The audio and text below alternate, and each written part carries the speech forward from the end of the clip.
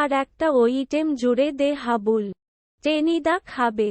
হে প্যালার মগজে শুধু গোবর নেই, ছটাকখানেক ঘিলুও আছে দেখছি, বলেই টেনিদা আদর করে আমার পিঠ চাপড়ে দিলে।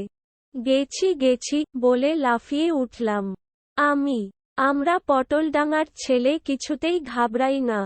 চাটুজ্জেদের রোয়াকে বসে রোজ দুবেলা আমরা গন্ডায় হাতি গন্ডার সাবার করে থাকি। তাই বেশ দাঁতের মাথায় বলেছিলাম, দূর দুব, হাঁসের ডিম খায় ভদ্রলোক, খেতে হলে রাজহাঁসের ডিম। রীতিমতো রাজকীয় খাওয়া, কিন্তু কোথায় পাওয়া যাবে শুনি? খুব যে জালিয়াতি করছিস, তুই ডিম পারবি নাকি? টেনিদা জানতে চেয়েছিল। আমি পারতে যাব কোন দুঃখে? কি দায় আমার?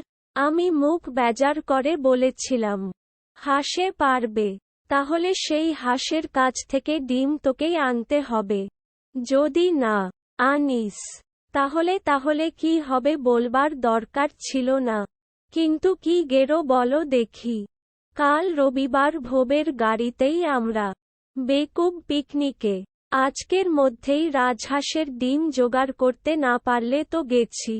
পাড়ায় জনতাদের বাড়ি রাজহাঁস আছে গোটা কয়েক, ডিম টিমও তারা নিশ্চয় পারে। আমি ভনটাকেই পাকড়ালাম, কিন্তু কি খলিফা ছেলে ভনটা। 2 আনার পাঠার ঘুগনি আর ডজনখানেক ফুলুরি সাবরে তবে মুখ খুলল।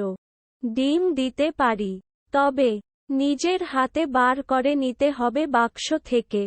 তুই দে না, তাই এনে একটা আইসক্রিম খাওয়াব। ভনটা ঠোঁট বেঁকিয়ে বললে, নিজেরা পোলাও মাংস সাঁটাবেন আর আমার বেলায় আইসক্রিম? ওতে চলবে না। ইচ্ছে হয় নিজে বের করে নাও, আমি বাবা ময়লা ঘাটতে পারবো না। কি করি? রাজি হতে হলো। ভনটা বললে, দুপুর বেলায় আসিস। বাবা মেজদা অফিসে যাওয়ার পরে, মা তখন ভোস করে ঘুমোয়। সেই সময় ডিম বের করে দেব। গেলাম দুপুরে। উঠোনের একপাশে কাঠের বাক্স, তার ভিতরে সাপ সার খুপড়ি। গোটা 2 হাঁস ভিতরে বসে ডিমে তা দিচ্ছে। ভনটা বললে, যা নিয়ে আয়।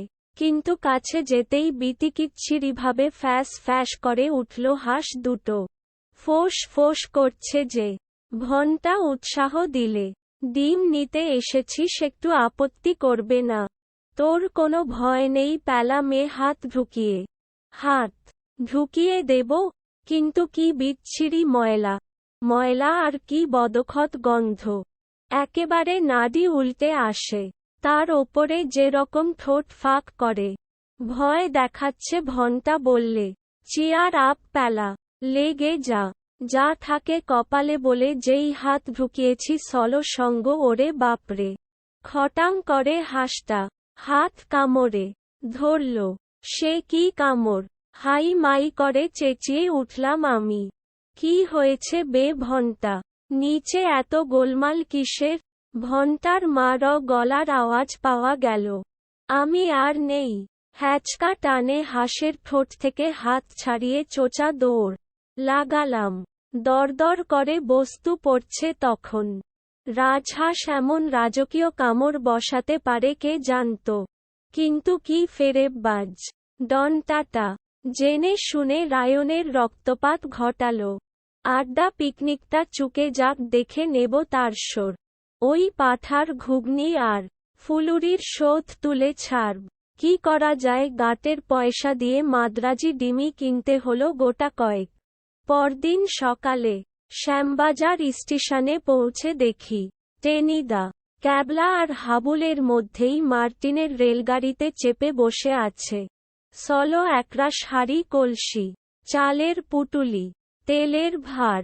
গাড়িতে গিয়ে উঠতে টেনিদা হাঁক ছাড়ল, এনেছিস রাজহাঁসের ডিম? দুর্গা নাম করতে করতে পুটলি খুলে দেখালাম। এর নাম রাজহাঁসের ডিম? ইয়ার্কি পেয়েছিস?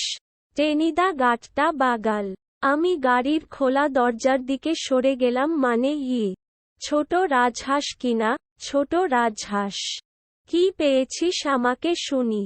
পাগল না পেটোধারাপ? হাবুল সেন বললে, ছাড়ান দাও, ডিম তো আনছে। টেনিল গর্জন করে বললে, ডিম এনেছে না কচু, এই তোকে বলে রাখছি প্যালা ডিমের ডালনা থেকে তোর নাম কেটে দিলাম। এক টুকরো আলু পর্যন্ত নয়, একটু খোলও নয়।